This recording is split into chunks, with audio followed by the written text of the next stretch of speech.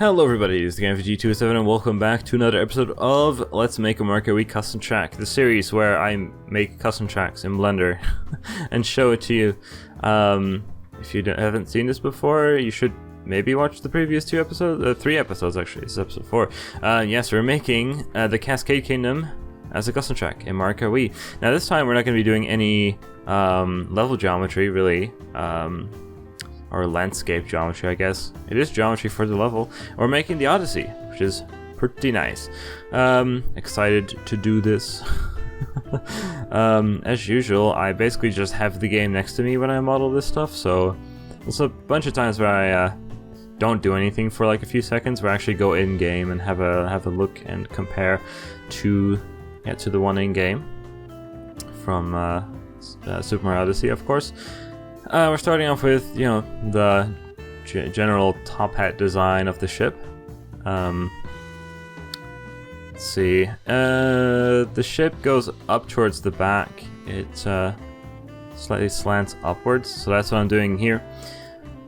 Yeah, I'm gonna have to like wrap my head around how to properly do this.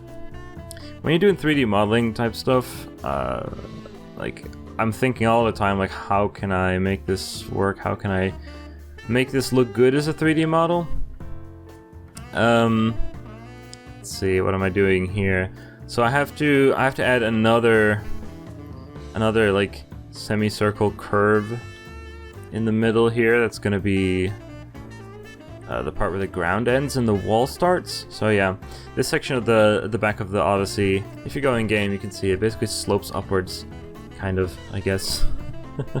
And I'm trying to recreate that here.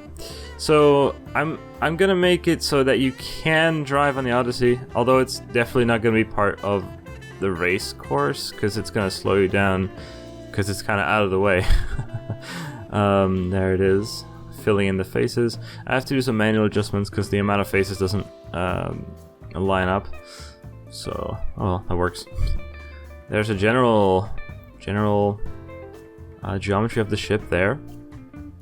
I'm keeping things somewhat simple because number one, I'm not that super great of a 3D modeler, and secondly, I don't think that's a word. Second, the Wii doesn't have that many faces to work with. The game lags relatively quickly, I guess, when you compare it to nowadays games. The Wii can't handle too much. So here I'm removing the original vertices being the points in the 3D model, and that was a dumb idea because I'm gonna need that later to create the bottom of the ship. So I'll figure that out like right now, undo everything. Oh no, wait, Blender doesn't undo more. So I'm kind of like, what do I do? So I'm gonna have to increase the amount of steps that Blender can remember, but yeah, since the ship is symmetrical, I can just copy the other side and basically use the symmetry to put the vertices back in place. And there's a little dome that I'm making here. The dome where the globe is on the ship. Yeah, there's a globe, and that's over there. So yeah, I'm like, great smart idea of just duplicating the vertice and just moving the, just basically mirroring it on the x-axis manually, so that I've got the original vertices back, and I'm using that to create the side of the ship. I should have done this first, but I only figured that out after. Whoopsie. Like I said, I'm not like any kind of professional 3D modeler. Just doing this for fun in my free time. So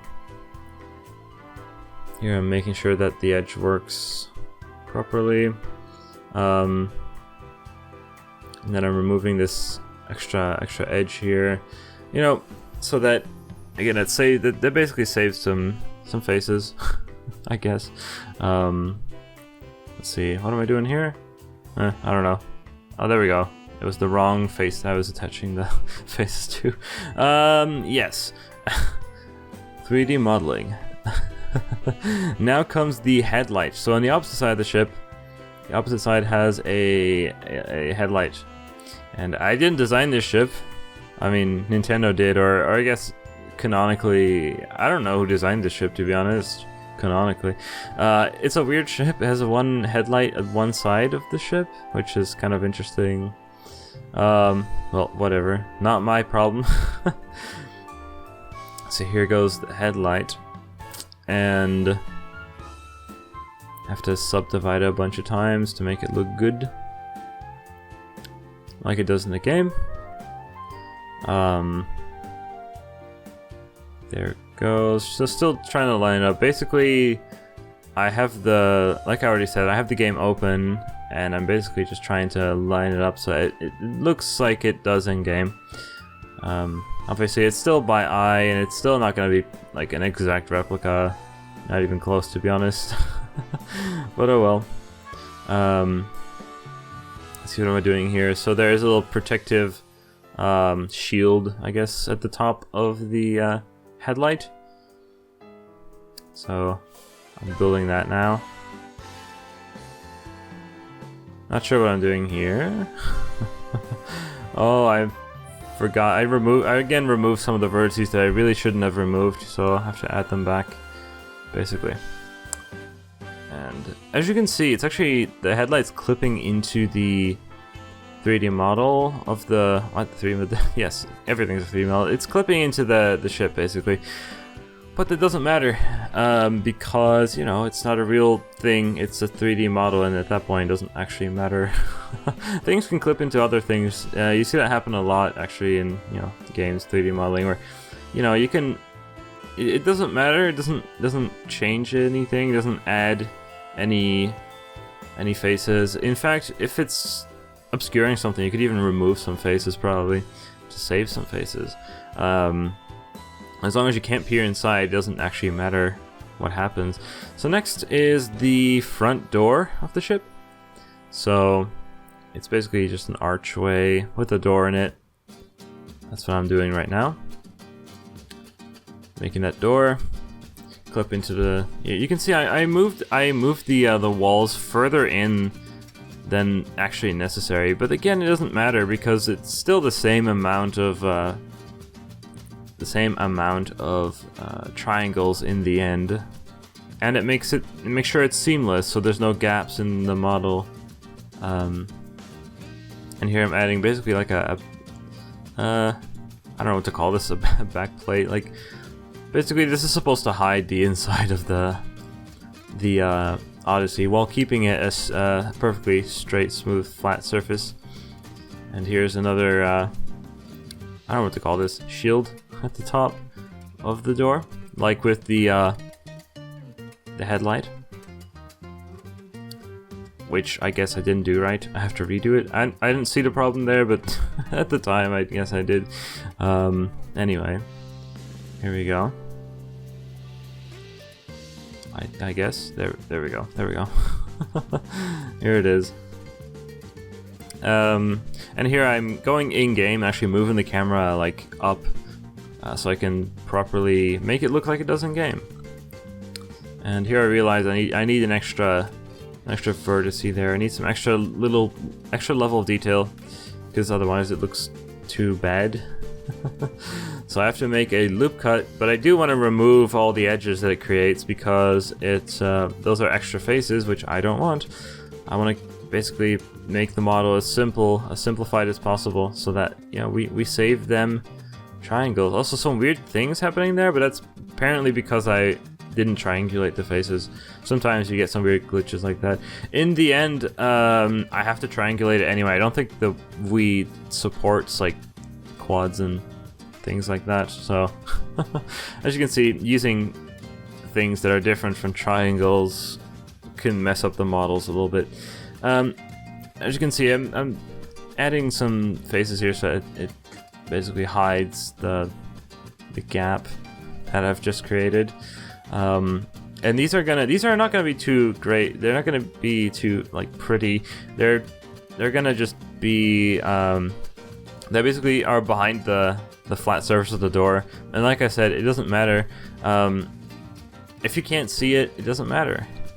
So it looks pretty terrible. If you remove the door itself, the geometry of the Odyssey may not look that fantastic, but hey, it works. You don't need to see it anyway. You're gonna only see the final result. So here I'm making a window, a top hat window, like in the game. And at first I used way too few vertices here. It looks too blocky, so I have to add some more detail to the corners to make it look less blocky. There it goes. And for the actual window part, what I decided to do is create, well, since it's basically a rounded rectangle in the game, I just added the subdivision surface filter that's inside of Blender to create that shape for the window itself, because the other part is just the window frame. And then I basically just slice it right through the original model. So I see there's way too many triangles that are being created, so I simplify the window so it, you know, saves a few triangles. I really am trying to save as many triangles as I can, because again, the Wii isn't very powerful. Or, you know, it's not as powerful as nowadays computers. Again, I mean, the Wii came out in like what, 2006? Maybe even earlier, I don't even remember. So yeah, it can't handle too many triangles, so I'm trying to keep it to a minimum. So I can just take the window and flip it around, and it'll be for the other side as well.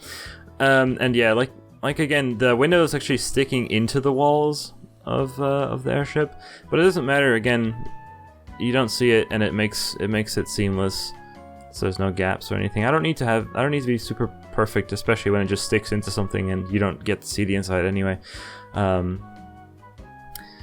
So there's another window at the back of the ship, which is just a big round window, and it's very similar to the door in many ways. So adding it here. At this point, I've basically gotten comfortable with how to do this stuff, so this one's going a lot faster than the door was, just because I've now done it before.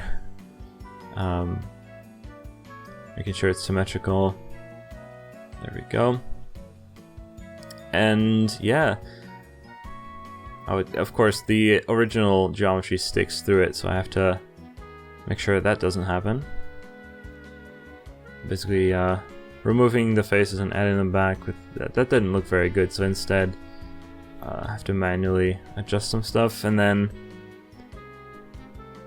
I can remove the faces that are behind the window, so it's actually going to look pretty terrible from the inside, but it doesn't matter because you don't get to see it.